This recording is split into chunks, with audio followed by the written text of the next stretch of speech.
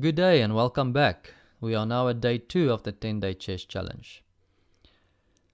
Today we're going to focus on the evaluation thinking method. The evaluation thinking method is also a 5-step process.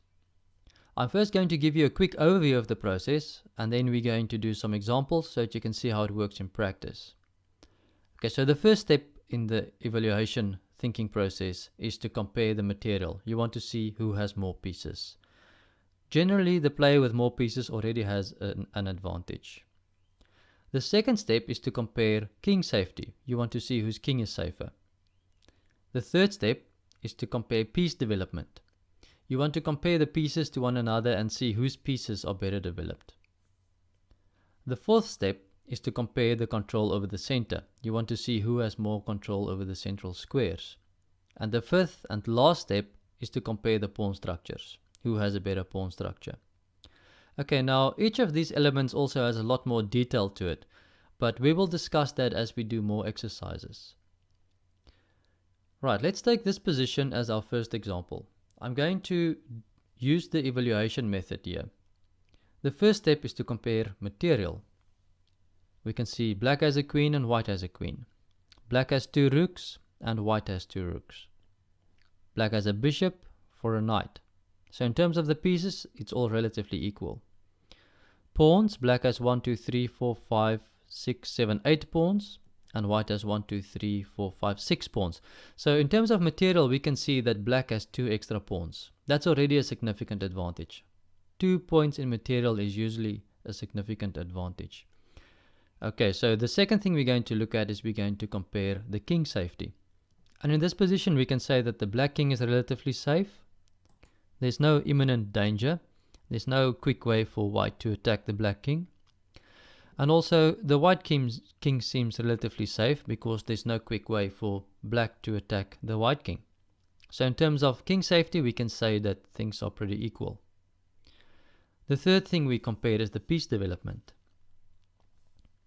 Okay, in this position, it would seem that there's not much difference in terms of piece development. Maybe you can argue that the black queen is better developed than the white queen, but that's not really true because there's probably going to come an exchange right now, or else the black queen will have to retreat. Maybe the biggest difference in terms of piece development in this position is that the black bishop is better developed than the white knight. And the reason I say this is the white knight can't do much. It can't come here or here because of the way the black pawns prevent him to. Pretty much the only thing the white knight can do is retreat backwards. So maybe we can say that black has a slight advantage in terms of piece development, but nothing serious. Okay, so the fourth thing we look at is we compare center control. And one of the most effective ways to see who has more control over the center is to see who has more pawns that help him control the center. And here we can see black definitely has a big advantage. He has 1, 2, 3, 4 pawns that all help to control the center, and black pretty much only has 1 pawn controlling the center. Right, then the fifth step is to compare the pawn structures. Here we can see black has 2 pawn islands, one over this side and one over here. White has 3 pawn islands, one there, one here, and one here. And also these white pawns are isolated, and they can become targets, especially in the endgame.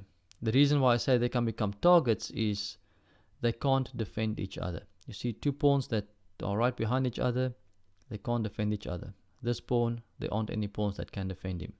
Whereas the black pawns on the other hand are very strong. They all protect each other. So black definitely has an advantage in terms of pawn structure. So to summarize, we can say that black definitely has an advantage in this position. First of all, because he's 2 points ahead in material, and secondly, because he's got a better pawn structure. Okay, that said, I'm going to suggest 2 moves and ask which one do you think is better. White is threatening to capture our queen, so we have to do something about this. Would you exchange queens, or would you rather play the queen back to d6 and centralize her over here? Which move would you choose? Pause the position and think about it. Okay, the important thing you have to understand here is when you are ahead in material, and in this case black is 2 points ahead in material, then it is generally a very good idea to go into the endgame. Because if you go into the endgame, then your chances become better to use your extra material. So in this position, you should definitely exchange the queens and try go for an endgame. And if white recaptures you, you should even try to exchange the rooks on the c-file. Ideally, you would like it if you could exchange all the rooks on the c-file. This would be a perfect situation for black, because he's got a stronger pawn structure. He can now use his bishop to go and attack those weak pawns, and he can bring his king to the middle, and black definitely has a much better chance to win this endgame. Okay, so that was our first example. Let's look at another one. Okay, in this example, it's black's turn to move. I'm going to use the 5-step evaluation thinking method to evaluate this position. So the first step is we compare the material. Black has a queen, white has a queen. Black has 2 rooks, white has 2 rooks. White has a knight for a bishop, so in terms of pieces, all is equal. Pawns, black has 1, 2, 3, 4, 5, 6 pawns, and white has 1, 2, 3, 4, 5 pawns. Okay, so here's an important difference. Black is a pawn ahead. So in terms of material, black has an advantage. The next step is we compare the relative king safety. And in this case, it seems that white has an advantage because the white king seems safer than the black king. Main reason for that being white already castled and black hasn't castled yet. The third thing is we compare piece development. And we'll probably have to say that in this case, white has an advantage, mainly due to the fact that his rook is already developed compared to this rook that hasn't developed yet. The queens are more or less equal. This bishop is well developed, but so is the knight. This rook is undeveloped, but so is that rook. So the big difference lies between this rook and this rook. Okay, so in terms of piece development, white also has a small advantage. Now let's look at the next step, center control. With regards to center control, black has 1 pawn that affects the center, and white also has 1 pawn. White controls this square because his queen and his knight cooperates nicely on this square, but black again controls this square because his pawn and his bishop works together well there. So we can say that in terms of center control, things seem to be pretty even. Okay, pawn structure.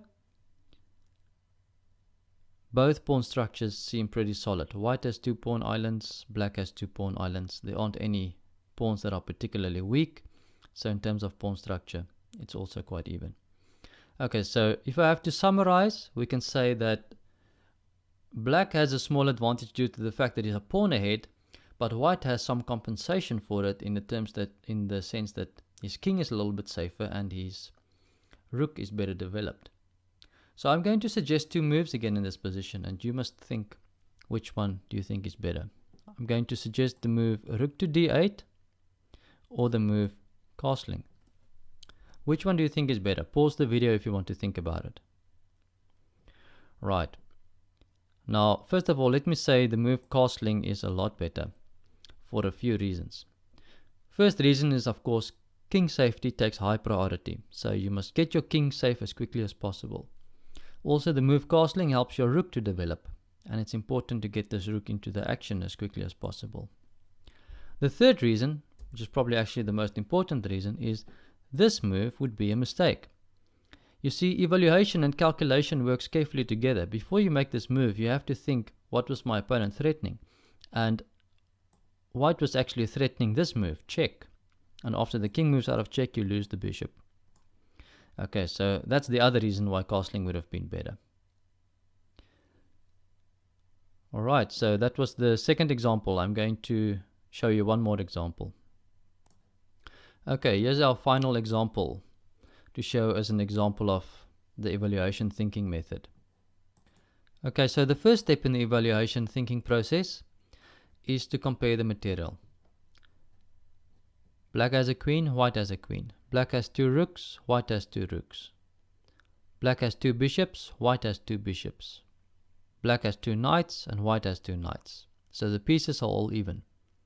pawns. Black have 1, 2, 3, 4, 5, 6, 7 pawns. White has 1, 2, 3, 4, 5, 6 pawns. Okay, so black is a pawn ahead in material.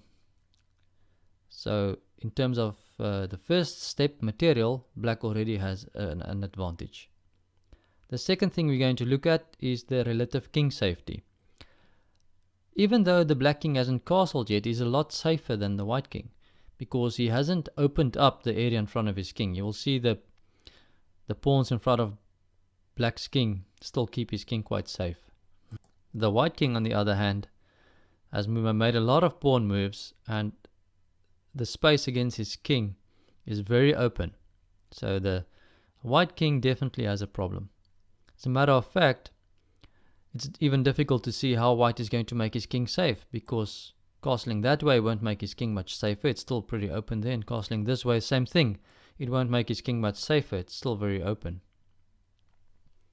Alright, so in terms of king safety, we can say that black has an advantage. And it's also not an advantage that's going away soon. It's going to be permanent. It's going to be here for a long time. Right, the third thing we look at is we compare piece development. We don't see huge differences in terms of piece development. Maybe we can say black has a small advantage because he has an extra piece developed. He's got 2 pieces developed and white only has 1 piece developed. The fourth step is to compare center control. We see black has 2 pawns that helps him control the center, plus a knight and a bishop. Maybe white also has 2 pawns that affect the center, but they're not directly in the center. They're next to the center, so they're not as effective as the black pawns. So we can say that in this position, black has an advantage in the center also. The fifth aspect is we compare the pawn structures. Okay, so both sides have 2 pawn islands, but the white pawns seem a little bit more vulnerable. The reason why I say that is because they've advanced. And because they've advanced so far up the board already, they've become targets.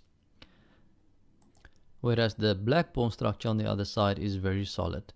It's very difficult for white to attack black because of the way the black pawn structure is arranged. On the other hand, black can easily attack the white area because there are a lot of squares that are unprotected due to the fact that the white pawns already moved forward. Okay, so that said, I'm going to suggest 2 moves here and ask which one you think is better. The white pawn is threatening to capture our bishop, so we have to do something about this. I'm going to suggest the move bishop back to b6 or bishop takes g1. Which one of these 2 moves do you think is better? Pause the video if you want to think about it. Okay, now the move bishop to b6 is better. The reason for that is the bishop is already developed and it's very effective on this diagonal. By taking the knight, capturing the knight, you are exchanging the well-developed bishop for a knight that hasn't developed yet. Maybe you can say that in terms of points, they are both 3 points in value, although remember, stronger players know that a bishop is actually worth slightly more than a knight. So for that reason, you also don't want to capture the knight. But the main reason is you don't want to take a piece that's well developed and exchange it for a piece that's not developed. It might look like a small difference at this stage. But remember, chess is about making a whole lot of moves that are just a little bit better than your opponent. If you can make 10 moves that are just a little bit better than your opponent's moves, then all those small advantages add up to give you quite a big advantage. So that's why it's important to try and get small advantages with every move. And this is a good example. You'd rather keep your bishop, keep him on this diagonal, and don't exchange him for a piece that's not developed. Okay, maybe you thought that if you take the knight and he takes you back, then white can't castle anymore. So that's true. That is a point to consider, but on the other hand again, white probably won't castle this side in any case because his king will be just as exposed over there as he is currently. Or if you're still not convinced, look at this position. You would have loved to have a black bishop now to exploit these dark squares, but you don't because you've exchanged it for a knight that didn't do anything. Okay, now to help you better understand this evaluation process, I'm also going to be giving you exercises that you can do over the course of the next couple of days. And as I said with the calculation exercises, if you are serious about improving, then you should also do those evaluation exercises to the best of your ability. Okay, I hope you enjoyed this video, and I'll see you again in the exercises. Cheers.